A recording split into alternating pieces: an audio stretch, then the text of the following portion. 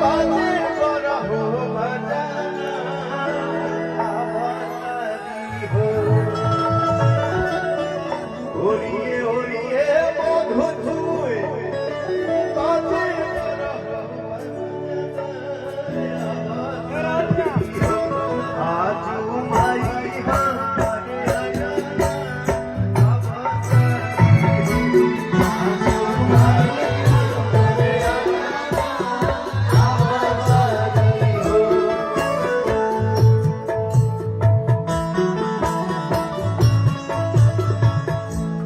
कितना बड़ा सौभाग्य है एक कलाकार के लिए कि पवन जब देवी गीत गावे लाता हमारे भाई बहन के देवी गीत सब याद साथे गावे नहीं क्या बात है। इससे बड़ी बड़ी संपत्ति दुनिया में कुछ और नहीं हो सकती है। आजू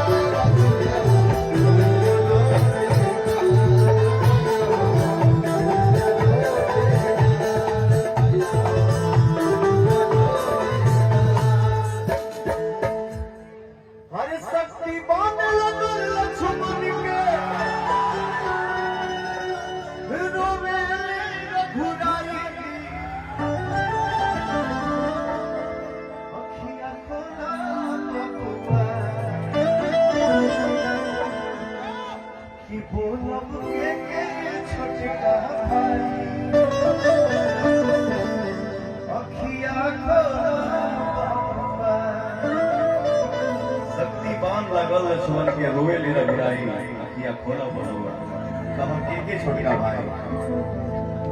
इसीलिए कहा गया है कि जहां ना पहुंचे रवि हो जब पहुंचे कवि। कवि का क्या भाव होता है, कभी कभी क्या लोग लिख देते हैं का जाते हो तो हो अवध में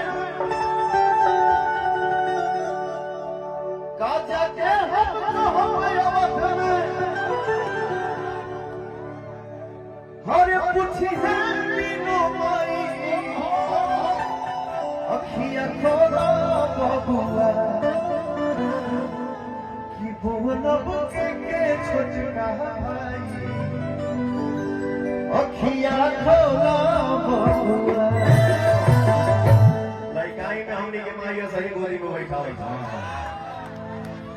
ठेठ से हाथी बना में शहरी बना नहीं थे ये गाँव देहात देहाती मर्जी है। हाँ एक जना के मुंह से और सुनने आगे पवन सिंह जीत चाहिए तो अमेरिका इंग्लैंड चल जाइए। मुझे आज भी वो दिन याद है आज जो हमारे को खड़ा करने पर लगाइयो भाई इसको दे मुझे वो भी दिन याद है कि अजूरिया रात में रात भर मसुआ से गेहूं कटने बैठे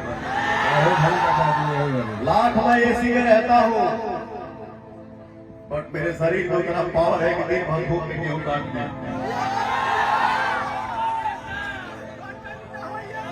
इसलिए एक भाव पौनवा ने गाया चुनाव को लेके और गाना 11 दिन 1 नंबर पे ट्रेंड किया अभी भी 3 नंबर पे ट्रेंड कर रहा है।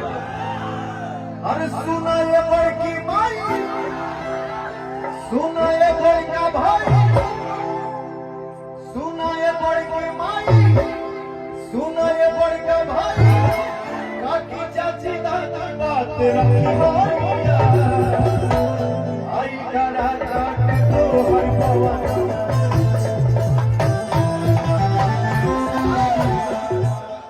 आई करा काट तो हर पवन मांगे आशीर्वाद मांगे आशीर्वाद मांगे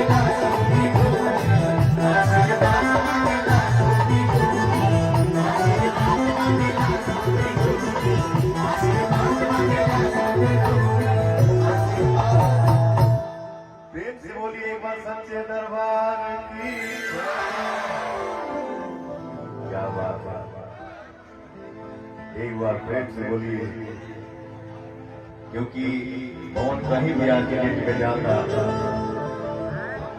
तो हमारे ऑडियंस, हमारी जनता के मुंह से एक ही आवाज निकलता और पवनवा के कान सुनता कि पवन भैया जिंदाबाद। लेकिन पवन के दिल में एक ही बात है, मेरा शाहबाद जिंदाबाद।